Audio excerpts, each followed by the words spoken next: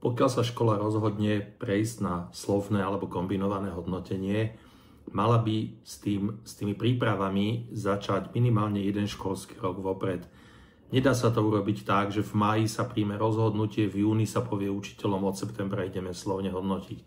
Tá príprava naozaj je dôležitá a pri tých iných povinnostiach, ktoré učitelia majú, skutočne zaberie, alebo mala by zabrať jeden školský rok. Aké veci by mali sa počas tej prípravy udiať? Tak predovšetkým by si škola mala v rámci nejakých diskusí medzi pedagógmi a spolu s vedením vyjasniť, akú konkrétnu podobu toho slovného hodnotenia zvolia. Ja už som v iných videách rozprával o tom, že škola vlastne má možnosť zvoliť si inú formu priebežného hodnotenia, inú formu súhrnného hodnotenia, môže sa rozhodnúť hodnotiť slovne v niektorých ročníkoch, vo všetkých ročníkoch, v niektorých predmetoch, vo všetkých predmetoch a tak ďalej. Čiže prvá vec, ktorá trvá istý čas, je vlastne premyslieť si tú koncepciu a ten systém, vybrať si zo všetkých tých možností, ktoré ten systém ponúka, tú, ktorá sa pre vašu školu hodí najlepšie. To je prvá dôležitá úloha toho prípravného školského roka.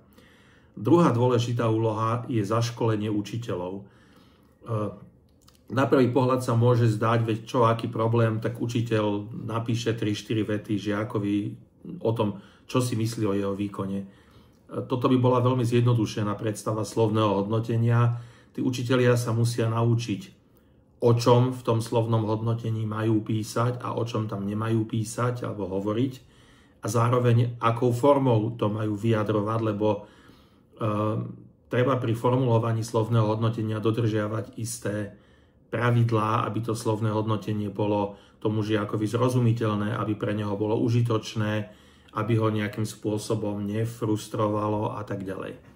Čiže zaškolenie učiteľov je veľmi dôležité, to sa nedá za jednu vyučovaciu hodinu.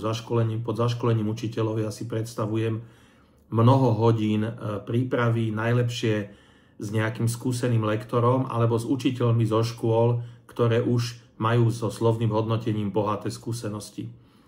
A tretia vec, na ktorú treba istý čas vopred, je príprava rodičov. Považoval by som za veľmi nešťastné, keby sa rodičia až na poslednom stretnutí v júni alebo v máji dozvedeli, že mimochodom od septembra prechádza naša škola na slovné hodnotenie.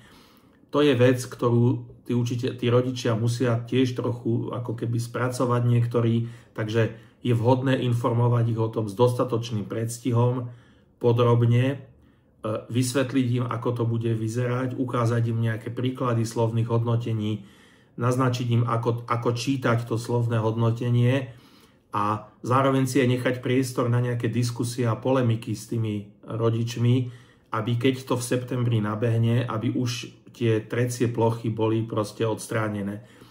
Právne je situácia taká, že rodičia nemajú možnosť zabrániť alebo vetovať zavedenie slovného hodnotenia. Môžu sa k tomu možno vyjadriť cez nejakú radu rodičov alebo na rade školy, ale ak sa tak pedagógovia školy rozhodnú, je to ich autonómne rozhodnutie. Ale určite nemá zmysel ísť do konfliktu s tými rodičmi, takže radšej si treba nechať priestor na stretnutia s nimi, kde sa im to všetko podrobne vysvetlí a kde aj ich na to pripravíme. Nielen tých učiteľov, ale aj tých rodičov.